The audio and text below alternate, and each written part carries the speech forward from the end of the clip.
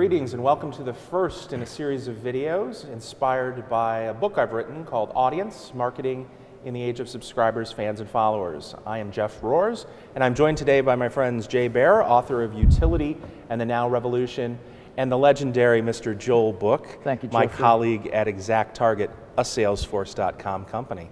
Gentlemen, thanks for joining me. Happy to be here, Jeff. Thanks, Jeff. So I want to start off with the whole notion of audience. Each of you have a breadth of experience, and my interest is how have audiences changed for marketers over the course of your career? What are the big meta changes that you've seen? I think from my vantage point, I see the value of audiences really beginning to escalate, and I think we saw this over the last probably 2 to 3 years. Even merger and acquisition companies, if they're looking to acquire a brand, one of the things they're now really beginning to look at is the audience that brand controls. And when I say control, I mean, I speak about that in the permission sense, where a brand has proactively invited current users of its product, prospective customers, key influencers, even partners, to become part of that community. And so I think in many respects, what I'm beginning to see are certain brands now really beginning to appreciate the value of controlling their own destiny by building their own proprietary database or community. Jay, you've built audiences both for yourself, other companies, and you're also involved in a lot of early stage investments. Are you seeing that kind of awakening, understanding that folks have got to build their own proprietary audiences as part of kind of the asset base of the company? Oh, absolutely, and more so all the time. I mean, it's interesting.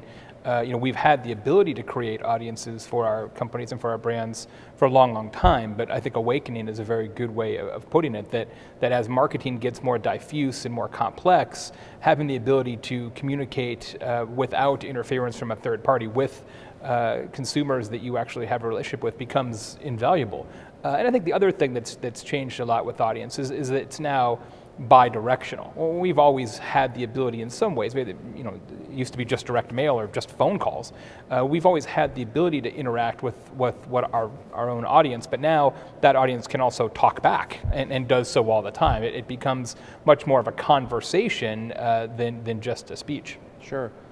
And maybe we should define audience. One of the things I talk about in the book is proprietary audience development, and I wrestled with that term because I was trying to figure out a way to articulate that audiences aren't owned.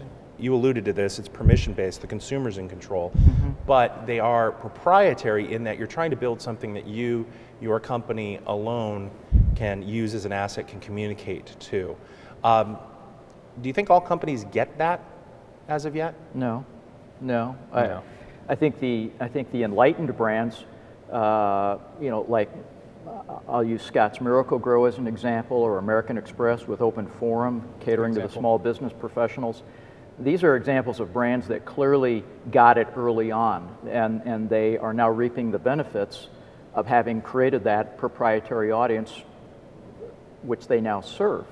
Jay's book, Utility, really is a good example, I think, of how the value of building an audience goes hand in hand with serving that audience as well. Simply attracting people to your brand, inviting them to opt in or register does not necessarily guarantee that those audience members are going to stay with you. Back to Jay's point, this is interactive, and today, especially in the era of social media, audiences clearly speak back to the brand, and they speak also to other individuals that may or may not be part of that community. So you definitely have a fundamental commitment to serve those audience members on a continuing basis, or they will leave. I mean, I find that brands that don't really get this yet, it's typically on one pole or the other.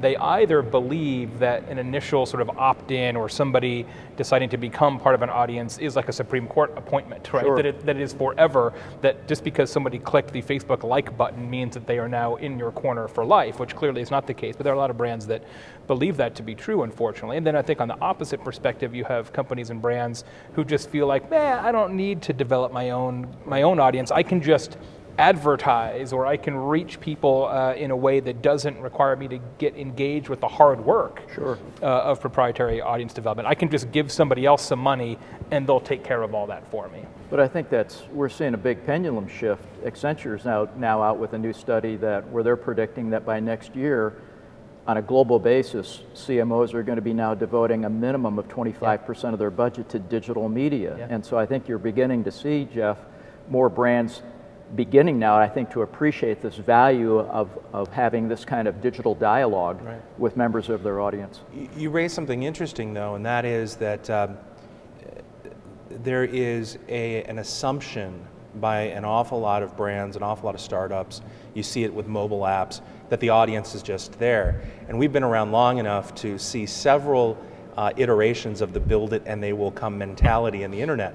I remember the first websites, you had to fight that and you were educating clients about search engine optimization. You can't just build it, you have to build it and optimize it. And that's how you attract more people. Then you get into the email era, and it's about optimizing all of the touch points so that you're acquiring permission.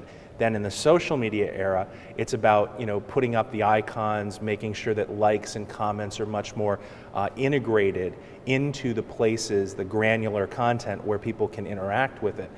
It's still amazing to me that all those lessons have been learned, but we have to kind of keep relearning it. And the latest is mobile app developers. I've seen so many mobile apps that launch, and the free version you download, and they never ask you for push messaging permission, they never ask you for an email address, and it's a huge miss. Yeah, absolutely. And then conversely, you have a lot of mobile apps, especially branded mobile apps, that are really nothing more than a brochure, right? There's really no helpfulness there, there's no value, it's just pointless. They are a tactic in search of a strategy. Yeah, no doubt. Well said. Excellent. Well, on that note, we will be back in our next video talking a little bit about content marketing's relationship with audience. So thank you very much, gentlemen. Thanks, Joe. Thanks.